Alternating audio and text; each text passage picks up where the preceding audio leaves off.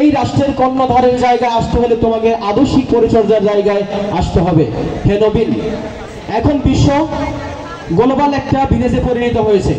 তোমাকে প্রযুক্তিগত জায়গা থেকে জ্ঞান গরিমায় দক্ষতায় তোমাকে এক আলোক সন্ধানী আলোক পত্রিকায় পরিণত হবে।